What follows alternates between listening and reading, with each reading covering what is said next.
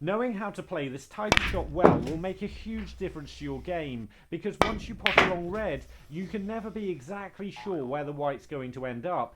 If it ends up here somewhere, you can then just play the bulk colour and get back down the table. If it lands here somewhere, you've still got quite a simple shot into the middle pocket to get back down the table. But if it ends up somewhere in between, things aren't so easy. Most players would play safe in this situation because what I'm about to show you is quite a difficult shot. But with enough practice, you can learn how to screw the cue ball in and out of bulk and back down the table. Usually you're only leaving yourself a chance of a long red, but it's a good way to keep a break going. This is a really difficult shot, but given enough practice, you can quickly become confident at this overpowered shot that gets you a lot more chances in a game than you normally would have. Most of these shots aren't easy to play, but if you practice them, you can quickly get used to these overpowered shots. And these are the 10 you want to be practicing the most to improve your game. Finishing straight on the black is rarely a good thing because it limits your options. When you're straight on something, you can only ever really go forwards or backwards. Now if I go forwards here, I'm not going to end up in position, so that means I have to come back. But that doesn't really guarantee I'll end up in good position either. An incredibly helpful shot for when you finish in this situation is the reverse side shot, because it helps the cue ball ping up the table with side spin as soon as it hits the cushion.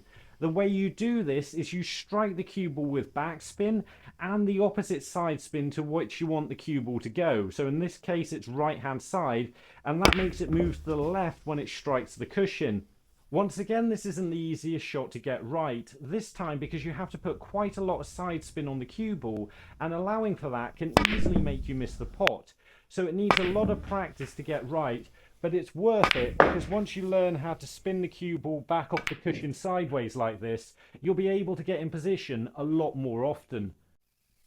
Next to the break-off shot, but it's not really about breaking off, it's about using this shot in other areas of the game. When you break off, you use side spin to maneuver the cue ball to the other side of the table, and you do this by using a thicker contact, and you can use both of these things to your advantage. For example, with this shot, I've got a fairly straightforward safety shot.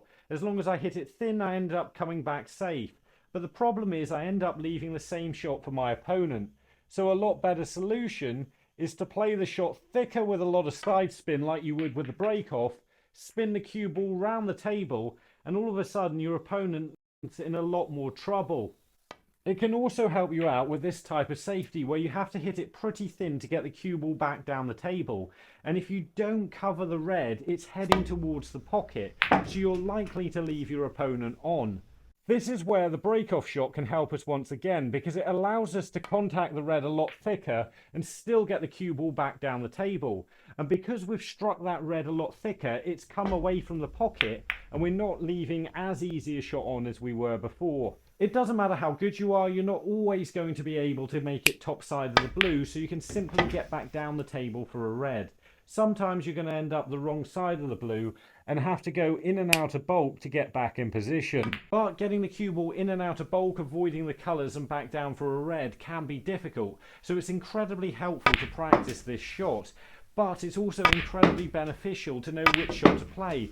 For example, with the red over that side of the table, what I want to do with this one is play the cue ball between the green and the brown with right hand side and backspin, and that's going to make it go towards the red off a couple of cushions. But this time, if the red's on the opposite side of the table, I'm going to want to play this the other way. So this time I'm using backspin and left hand side to maneuver the cue ball between the yellow and the brown and hopefully spin it on towards the red. So the side takes effect and it comes back towards the red in this direction.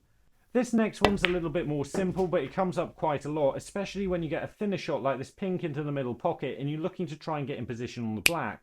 Because the best way of doing this is to maneuver the cue ball round the back of the black.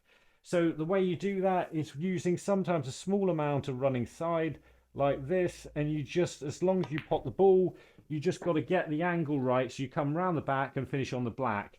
It really helps if you practice this shot a lot because it comes up quite often in a game. It's surprising how often you finish a bit out of position on the yellow like this, and that's why it can be incredibly helpful to know how to play the shot where you stun the cue ball around two cushions per side and end up in position on the green. This really isn't an easy shot, so it does need practice. To play this shot, you need right hand side and backspin, but you don't want to be striking the cue ball too low, because that's probably what players get wrong the most with this shot, where they just put too much backspin on the cue ball. But at the same time, you really need to learn this shot. This is one of the ultimate feel shots in the game, but it can dig you out of trouble so many times. It's really worth learning. That's a bit too hard, really. Another feely type of shot is a roll-up snooker behind a bolt colour. Players often tell me they lack confidence with this type of shot, but this type of shot is really all about confidence. You have to be confident how hard you're going to play it, because if you change your mind it won't work. And it's interesting how accurate you can be with this shot when you play it with confidence and don't doubt yourself.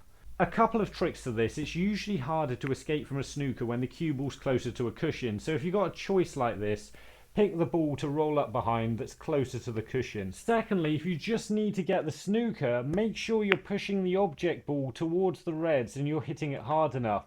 It doesn't matter if that object ball runs on quite a bit here, because you can't see the reds, and escaping from a snooker like this will be almost as challenging as if it was right up behind the yellow.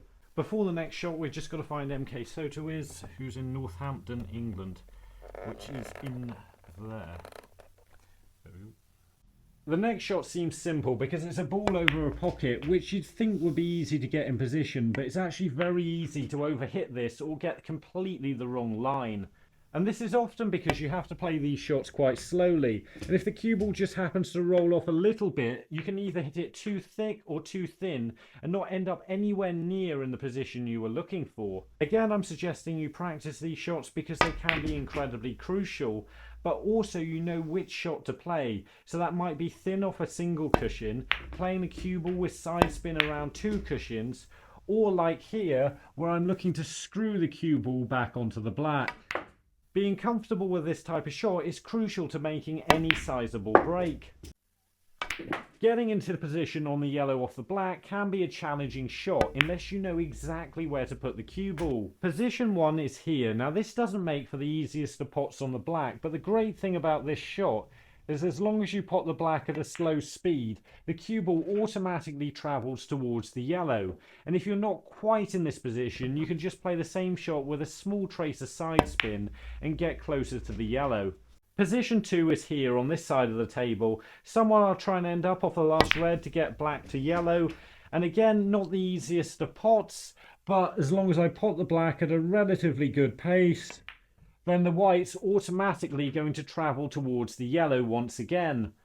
Lastly is bouncing the cue ball. You'll notice here I don't have much angle on this red, so ordinarily it would be difficult to stun out for the black.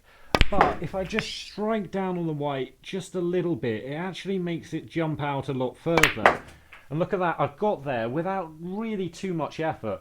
This one's probably the simplest one of the lot. All you need to do is strike down just a little bit of the cue ball with whichever shot you're going to play, and it'll make the cue ball break a bit wider when it strikes the object ball. And this allows you to make a little bit more angle, and it will really help you with position. But if you want even more help with position or even cue ball control, then have a look at these two videos that will show you how to do exactly that. And remember, don't just watch, play, and make the commitment to becoming a better player by subscribing to the channel and visit the website. See you later.